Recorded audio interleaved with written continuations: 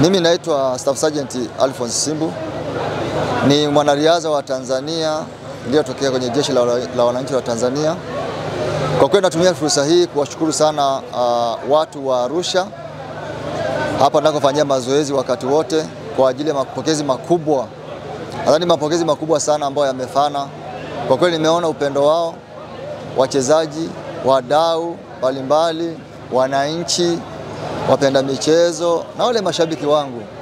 Kwa hiyo ninawashukuru sana. Hii ni kwa sababu wameona juhudi ambazo zilifanyika huko Tokyo, Japani, na leo kupata medali ya dhahabu ambao kama Tanzania tumeweka historia kubwa. Medali hii hatujawahi kuipata, lakini mara ya kwanza kuipata.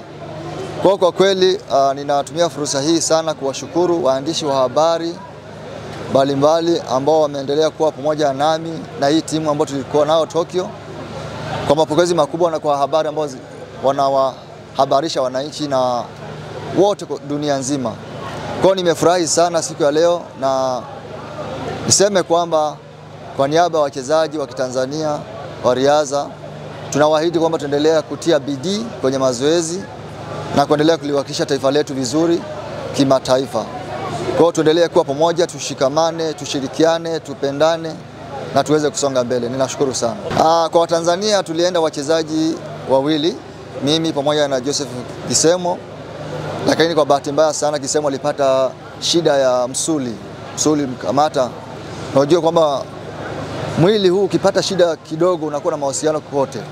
Kwa mtu akipata shida kidogo asingeweza kuendelea, na alimaliza, lakini alijitahidi mpaka akaweza kumaliza, lakini kwa shida. Kwa kweli anastahili kupongezwa hata na yeye kwa sababu amejitahidi sana. Heshima niliyopewa ni kubwa sana watu wa Arusha na Tanzania nzima kwa jumla nilipofika Dar es Salaam. Hii inamaanisha kwamba watu wamefurahi sana na wameona jinsi kilichotendeka, na ndio maana wamejitokeza siku ya leo. Kwa kweli mimi nimefurahi sana kwa jumla, nimefurahi sana. Ni heshima kubwa sana, ninamshukuru sana mkuu wa majeshi afande CDF.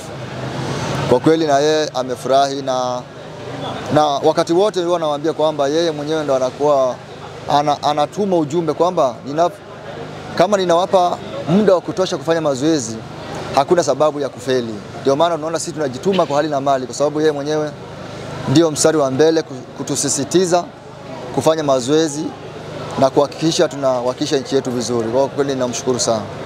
Nimefurahi kwa kweli, nimefurahi kwa sababu unajua Mheshimiwa Rais akiona umefanya jambo na akaliunga mkono na kutoa zawadi, ametoa zawadi, na hiyo niseme ni kama deni kubwa. Kwa hiyo inanipasa na mimi niendelee kukazana na kuendelea kufanya vizuri na kuendelea kuiwakilisha nchi yangu vizuri.